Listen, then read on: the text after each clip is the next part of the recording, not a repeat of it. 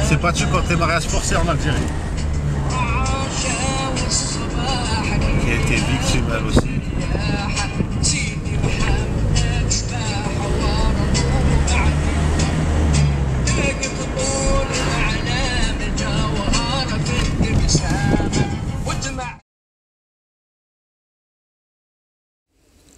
Le riche, il insiste un petit peu, ça se passe toujours dans le même jour, hein, dans le même soir en fait. La nuit de noces. Et après, il finit par céder, il dit bon, c'est bon, tu peux partir. Ensuite, elle se sauve, elle retourne chez son père. Mais en fait, elle ne retourne pas chez son père, elle va voir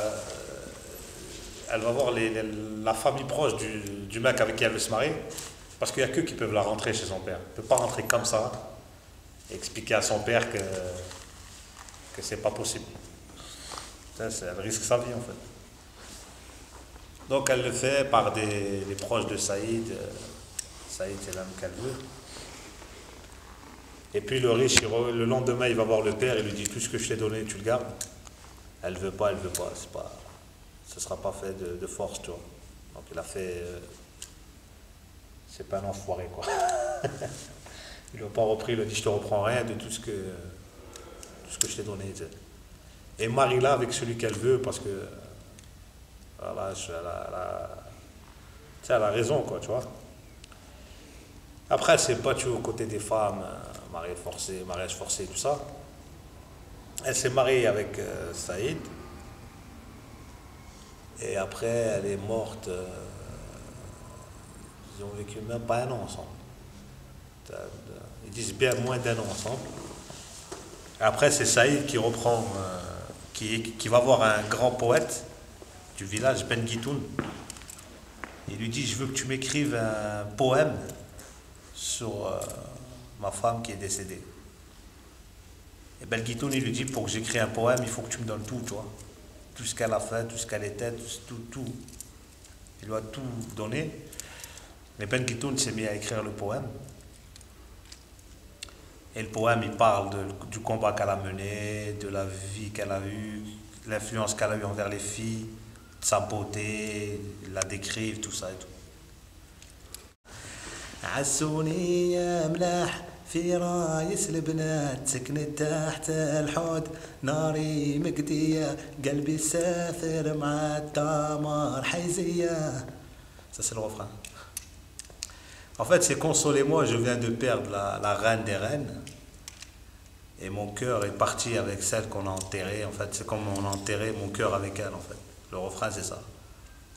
Et après, il part sur حصر على قبيل كنا في تاويل كي نوال اللاطيل شاوى المكدية ما شفنا من ذلال كي ضاي الخيال واحد شاد يا القوسل بالزهد عليا ويدا تمشي قبل تسلاب العقال اختي داي المحال راشا قمية جاب عصاكرو معاه ولقاو منو راه طلبت منقاه كل واحد بهدية.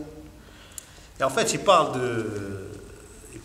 il dit voilà, je me souviens à l'époque où on marchait ensemble avec des guides, il y a les Français qui sont nommés un peu dans la chanson parce qu'ils vivaient en Algérie à cette époque-là et ils vivaient en paix. Et la chanson comme ça pendant 30 minutes. Donc c'est un chanteur qui est tombé sur le poème.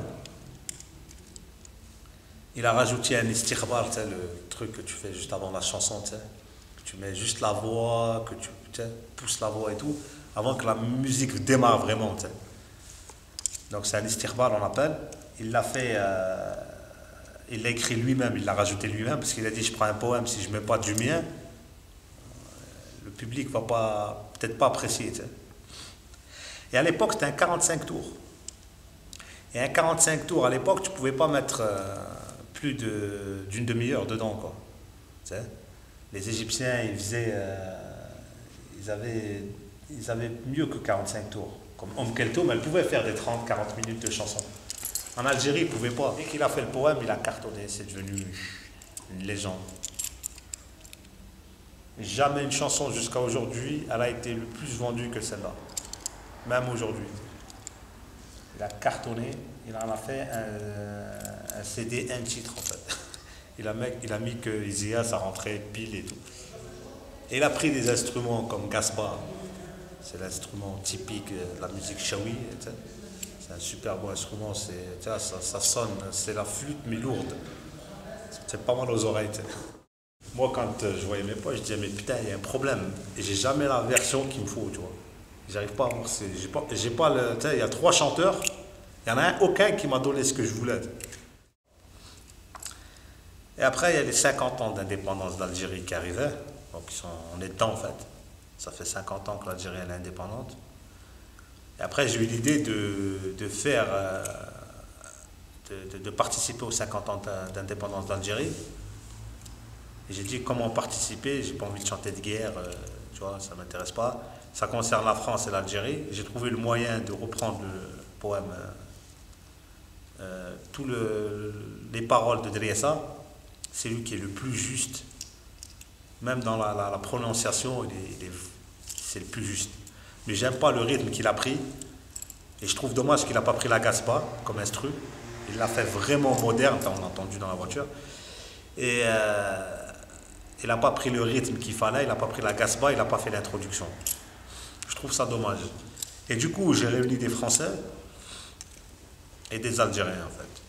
La production, elle est algérienne. Il y a des musiciens français. La prof de chant, elle est française, Angéline Bouille. Et faire ce travail avec les Français et les Algériens, vu que l'indépendance, ça concerne la France et l'Algérie. Et faire la chanson intégrale.